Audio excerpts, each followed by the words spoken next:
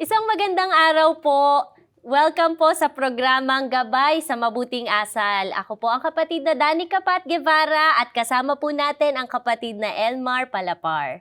Magandang araw sa iyo, kapatid na Danica, Magandang araw at po. magandang araw po sa mga sumusubaybay po sa amin sa programang ito. Pero bago po ang lahat, kapatid na Danica, welcome po dito sa Ay. programang Gabay sa Mabuting Asal. Maraming salamat po sa inyong mainit na pagtanggap po sa akin. Napakaganda po ng topic natin ngayon kay Elmar at very relatable po Opo. dahil sa araw-araw po nating pamumuhay, hindi naman po laging positibo ang mga nangyayari. May mga pagkakataon po na dumadaan tayo sa mga pagsubok, mga negatibong pangyayari sa atin. Pero meron palang tinatawag na learned helplessness kung saan natututunan pala natin ito kahit hindi natin alam. Tama po kayo, kapatid na Danica, at sa mga sumusubaybay po sa amin. Ang totoo, yan po ang nangyayari ngayon sa panahon po natin, lalo na, sabihin na natin, kapatid na Danica, sunod-sunod yung mga kabiguan. Yun. Di ba, nagkakaroon minsan, hindi naman po lahat. Pero minsan kasi may ibang mga tao na nagkakaroon ng isipan na parang wala nang mabuting mangyayari sa buhay niya, wala na siyang magagawa, kaya susuko na lang siya. Hindi na siya mag-e-effort pa dahil nga mauuwi lang naman din sa kabiguan. Yes po, and hindi po nila kaya nang makontrol yung Yes. mga nangyayari sa paligid po nila. Tama po. Ano po ba yung mga senyales na ang isang tao po ay nahuhulog na pala dito sa tinatawag nating learned helplessness? Apo, narito na po tayo sa mahalagang bahagi ng tinatalakay po natin ngayon. Meron po tayong tinatawag na emotional, merong cognitive, at merong behavioral. So magsimula tayo sa emotional. emotional, Ano po? yes po. Pag sinabing emotional, kapatid na Danica, yun po yung pagkakaroon ng depressive feelings. So halimbawa, yung tao po ay nagiging malungkutin, wala na siyang motivation, walang gana, lagi na lang siyang pagod. Yes, Oo. opo. At saka yung pagkakaroon ng hopelessness. Nagkakaroon siya ng question sa kanyang isipan. Diba? Bakit ko pa? Ginagawa. Yes, ito. bakit ko pa Yes. gagawin? Yun, Ito totoo po. mabibigo lang naman ako. So Naku. hindi na ako magta-try pa. Parang Diba? iniisip ko po, parang napakahirap po niyan yung babangon kasi isang araw na Yes. ay hindi mo maisip kung bakit mo ginagawa yung isang bagay or para saan pa ito. Ano pa po ang ilan sa mga emotional signs po ng learned helplessness? Ang isa pa pong halimbawa ng emotional signs, yung pagkakaroon ng fear of failure. So natatakot po sumubok ang isang Yes, tao kahit opo. na may opportunity siya. Meron naman siyang pwedeng gawin, pero dahil sa takot na siya na mabigo pa, hindi na niya gagawin yon. Opo. At isa pang halimbawa ng pagkakaroon ng emotional signs, yung low self-esteem and self-worth. So pakiramdam niya wala siyang silbi, wala na siyang ginawang tama, yung mga ganung mga pakiramdam, kapatid na Danica. Paano naman po doon sa cognitive signs po, kapatid na Elmar? Pagdating naman po sa cognitive science, kapatid na Danica, at sa mga sumusubaybay po sa atin, ang halimbawa po nito ay pagkakaroon ng negative thinking patterns. So halimbawa, sinasabi ng isang tao sa kanyang sarili na wala na siyang ginawang tama, puro na lang kamalian ng buhay niya, ito na lang talaga ang kapalaran niya, wala nang magbabago, kaya nawawala po ang tiwala sa sarili. Maaari din po, kapatid na Danica, idagdag ko na rin po, no? Apo. Yung hirap siyang gumawa ng desisyon. O kaya ay iba ang kanyang pinagdidesisyon. Sapagkat natatakot nga siya na kapag ka siyang nagdesisyon, mauuwi lang din sa kabiguan. Yes. Opo. So, ibig sabihin po, nagiging habit na po niya yung ganitong pag-iisip. Yes. Yung Opo. negatibong pag-iisip. Sa lahat ng bagay na gagawin niya, yun ang maiisip niya kaagad. Dahil nga natutunan na niya yung pagiging helpless, kumbaga. Yun. Meron din pong behavioral signs. Ano po yung mga ito? Kapag ka sinabi naman pong behavioral signs, madali po siyang sumuko. So balikan natin halimbawa yung kanina, yung sa karelasyon, Yes po. 'di ba, na abusive. So hindi ka na magsasabi pa ng iyong saloobin sapagkat natatakot ka nga na kumbaga masaktan lang niya yung iyong damdamin. Yes. So kaya naman lalayo ka sa mga tao sa takot na ikaw ay mapahiya. Yes. Di po ba? So mga halimbawa po yan ng behavioral signs. Paano naman po natin mapagtatagumpayan ang learned helplessness? Kung, kapatid na Danica, at sa mga sumusubaybay po sa atin, Kasi isa na natin kanina yung mga Mhm. signs. Yes po. Kung sa pakiwari natin meron tayo noon, o kaya mga kakilala natin ay nagkakaroon na ng ganitong mga signs, mahalaga po na matutunan po natin kung paano natin ito mapagtatagumpayan. At isa diyan, kapatid na Danica, yung pagkakaroon ng awareness. Yes. Siguro, ang isa sa magandang maaari po nating gawin ay i-check po natin yung ating mga sinasabi, yung mga iniisip natin. Na kapag bibitaw ba tayo ng mga salitang, hindi ko to kaya, wala na akong magagawa pa, susuko na ako, kumbaga, wala nang mangyayaring mabuti, mabibigo lang. Nagkakaroon ba tayo ng ganyang kaisipan? Mahalaga kasi na aware tayo tungkol dyan, Sa kapatid sarili, na yes Danica. Maliban po doon, ano pa po? Kung halimbawa, sa pagtatanong natin sa sarili at na-confirm natin, meron tayong mga ganyang isipan, i-challenge natin, kapatid na Danica, totoo kaya ito? Oo. Halimbawa po, doon sa binigay na nating halimbawa kanina, yung sa pag-aaral. Opo. Di ba yung lagi na lang bumabagsak? Bumabagsak. Yes Totoo po. kaya na mahina ang isip, mahina ang ulo kung laging bumabagsak? Or totoo po ba na laging bumabagsak na nangyayari sa kanya? Kasi baka may mga pagkakataon din po na pumapasa naman po siya. Yes, opo. Kasi hindi ka naman aangat ng grade kung bumabagsak ka palagi. Tiyak dyan, may mga ipinasa ka. Kaya nga po umaangat ka sa grade. At maaari din naman, kapatid na Danica, kung nag-exert ka ng effort at nabigo ka pa rin, baka kulang pa. Baka pwede mo pa siyang dagdagan. Yes. O di kaya, meron ka pang hindi nagagawa na yung bagay na yun, pag ginawa mo, magtatagumpay ka, na yun ay kailangan nating i-discover sa ating mga sarili. Ang pinupunto po natin dito, kapatid na Danica, sa mga sumusubaybay po sa atin, huwag po tayong susuko. Kumbaga, never give up. Ang totoo, kapatid na Danica, at sa mga sumusubaybay po sa amin, meron pong magandang halimbawa ang Biblia tungkol sa bagay na yan, na ito po ang dapat na maging huwaran sana natin. Hayaan niyo po kami na basahin natin yung talatang ito na nakasulat po sa 2 Korinto 11:24 hanggang 28. Ganito po ang ating mababasa. Pakinggan po natin. 5 beses akong tumanggap ng 39 na hagupit mula sa mga Hudyo. 3 ulit kong naranasang hagupitin ng mga Romano at minsang pinagbabato. 3 beses kong naranasang mawasak ang barkong aking sinasakyan at minsay buong araw at gabi akong lulutang-lutang sa dagat. Sa malimit kong paglalakbay, nalagay ako sa iba't ibang panganib, sa mga ilog, sa mga tulisan, sa aking mga kababayan at sa mga hintil. Mga panganib sa lungsod, sa ilang, sa dagat, sa mga huwad na kapatid. Naranasan ko rin ang labis na hirap at pagod, malimit na pagpupuyat, at matinding gutom at uhaw. Naranasan ko ang ginawin, ngunit wala man lamang maibalabal. Hindi po ba napakahirap ng ganyang sitwasyon? Marahil po, iisipin natin, kung nangyari yan sa iba, maaari pong sumuko na, nawala na ng pag-asa, subalit hindi po gayon si Apostol Pablo. Sa madaling salita, hindi po siya sumuko. Sa mundong ito, marami po tayong pagdadaanan. Mabibigat ang mga pagsubok, mga suliranin at mga kabiguan. Maaaring may mga pagkakataon na sabay-sabay at sunod-sunod na darating ito sa ating buhay. Kaya kung sa pagsasagawa natin ng challenge sa ating mga sarili at natuklasan natin na hindi sa lahat ng pagkakataon ay nagtatagumpay tayo, magbigay sana ito ng inspirasyon sa atin na tularan si Apostol Pablo. Hindi po siya sumuko.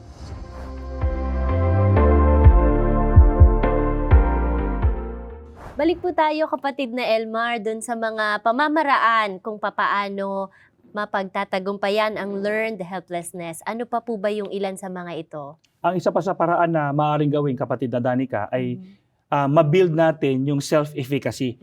Kasi kailangan po na manumbalik po yung confidence natin sa ating mga sarili. Yes po. So halimbawa po sa overparenting na halimbawa natin kanina, na nakatutok na lang lagi yung magulang sa kanyang anak, baka pwede po na hayaan po natin sila na gumawa ng mag-isa. Yes, Kaya, sarili po nila. Yes, opo. Kaya para matuto sila sa sarili nila. O kaya naman ay bigyan natin sila ng gawaing bahay. Totoo po. 'Di ba? Maging responsable sila.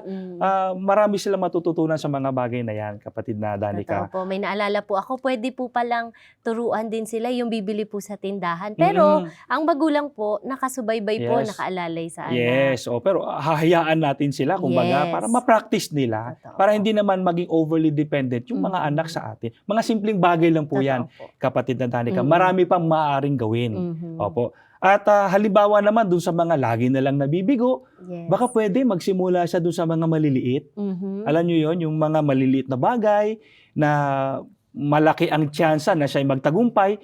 Kasi pag naipon 'yon, na laging-lagi na lang siya nagtatagumpay dun sa maliit na bagay na 'yon, nagbi-build din 'yon ng confidence sa kanyang Yes. sarili. Opo. Opo. Doon naman po sa mga nasanay sa technology, yung laging gumagamit ng AI, ano po ba yung Opo. mga halimbawa para mapagtagumpayan yung learned helplessness? Problema talaga 'yan sa panahon po natin ngayon kasi lalo na dun sa mga bata, doon sila nakatutok na palagi. Yes So po. siguro sa mga magulang, maipapayo po namin, baka pwede i-control po natin yung kanilang screen time. Yes. 'Di ba? May opo. mga oras lang na pwede silang gumamit ng mga gadget at mas mahaba o mas malaking bahagi ng kanilang oras nagugugol po nila sa kumbaga pakikipagkapwa nila sa ibang mga kabataan na kagaya po nila. 'Di ba? Mas mahalaga kasi na nandun tayo sa real world kaysa Yes. dun sa digital world. Marami tayong matututunan kapag nasa real world tayo, kapatid na Danica. Papaano naman po yung mga nagsasabi na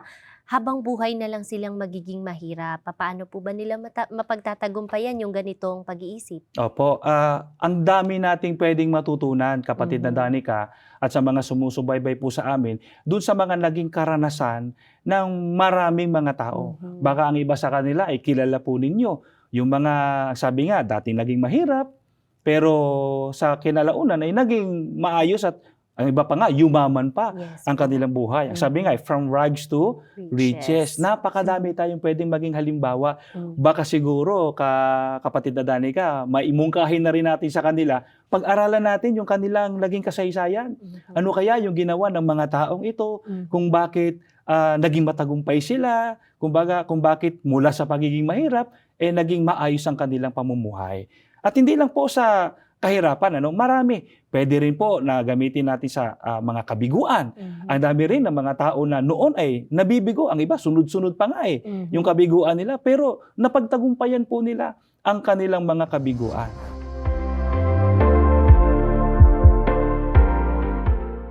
At kapatid na Danica, sa mga sumusubaybay po sa atin, kung meron man po na pinakamabuting halimbawa na maibabahagi po namin sa inyo na nagtagumpay sa kabila ng mga kabiguan na dumating sa kanyang buhay, walang iba po kundi ang halimbawa na itinuturo po sa atin ng banal na kasulatan.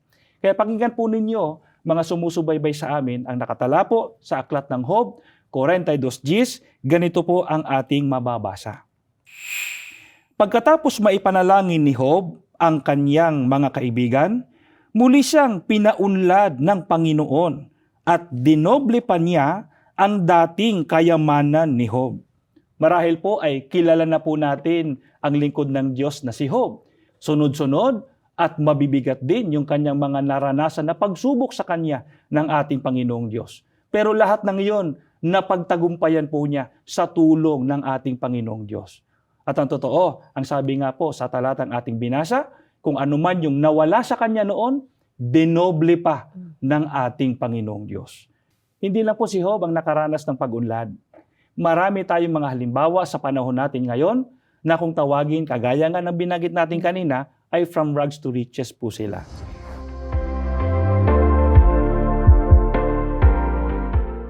May isa pa po kayong binanggit kanina yung emotional and social support.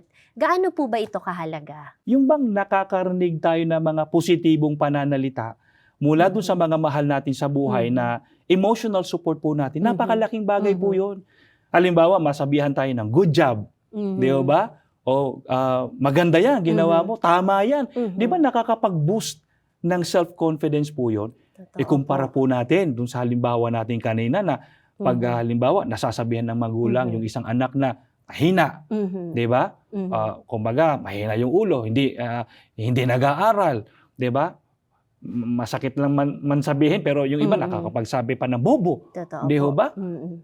Siguro mga magulang, 'wag 'yun ang lumabas sa mga bibig natin, kundi yung mga pananalitang nakapag-i-encourage Mhm. doon sa mga anak natin na Mhm. dumadaan sa mga kabiguan. Totoo po 'yan. At, papaano naman po kapatid na Elmar yung mga, tao na nag-iisip ng negatibo sa kanilang sarili o kaya nagsasabi sila ng Mm. negatibo sa kanilang sarili. Ano po bang, magandang, maging o gawin po nila? Kanina, kapatid na Danica, itinuro natin sa mga sumusubaybay po sa atin yung iba't ibang mga negative thinking patterns Mhm. na mayroon ng isang tao na nagkakaroon na ng learned helplessness. Mhm. Siguro, pwede nating i-twist o i-reframe yung ganong mga isipan. Kaya yung mga halimbawa po, nagsasabi na, lagi na lang akong nabibigo, wala nang mabuting mangyayari sa buhay ko. Baka pwede natin siyang i-reframe.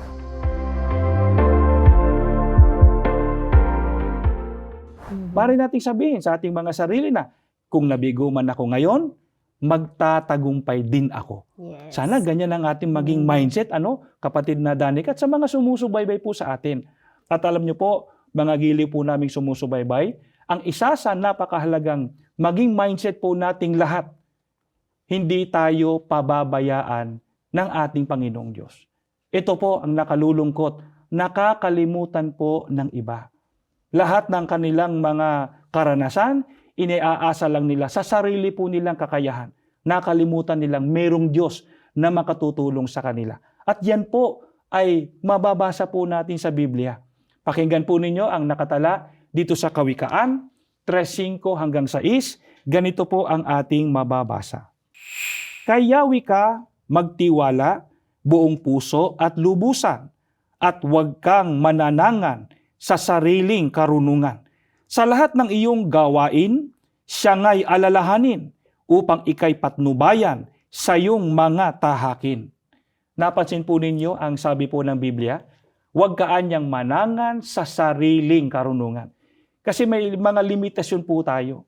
Hindi natin alam ang lahat, hindi po natin kaya ang lahat. Maaari po lumalapit tayo sa iba, pero bigo pa din kasi alam nating may limitasyon din sila. Kaya ano pong itinuturo sa atin ng Biblia?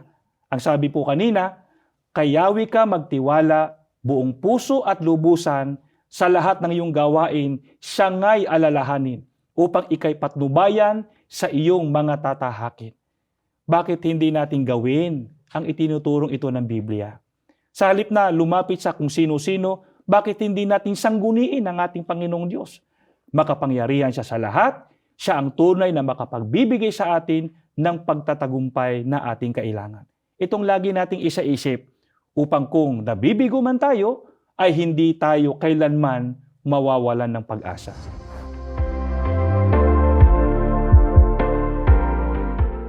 Kapatid na Elmar, ano po ang inyong takeaway sa atin pong napag-usapan? Sana po, kapatid na Danica, nakinabang po yung mga sumusubaybay po sa ating programa. Yung mga kabiguan, normal po na nangyayari yan. Talagang dumarating yan sa buhay ng tao. At may mga pagkakataon, hindi natin kontrolado, maaaring yan po ay sunod-sunod. Huwag po sana tayo magkakaroon ng tinatawag na pinag-aaralan natin ngayon na learned helplessness. Sapagkat kung susuriin po natin yung kasaysayan ng ating buhay, kung meron bang mga kabiguan, tiyak may makikita tayo, nagtagumpay din naman tayo Di ba? At mga giliw po nating sumusubaybay, huwag nating iasa sa sarili nating kakayahan. Kagaya po ng narinig na po ninyong itinuro sa atin ng banal na kasulatan, may Diyos tayong maaasahan. Yan po ang lagi nating tatandaan. Hindi tayo pababayaan ng ating Panginoong Diyos. Kaya ano man ang ating gagawin, ano man yung plano sa buhay natin, lagi nating isangguni sa ating Panginoong Diyos. Maraming salamat po, kapatid na Elmar. Napakarami ko pong natutuhan. Isa po dito ay napakarami pong mga kabiguan na nangyayari o maaaring mangyari sa ating buhay. Pero pwede po nating laging isaisip na let each failure be our stepping stone towards success. At sana rin po ay marami rin po kayong natutuhan sa episode po natin na ito. Marami pa po tayong matututuhan sa patuloy pa po ninyong pagsubaybay sa Gabay sa Mabuting Asal.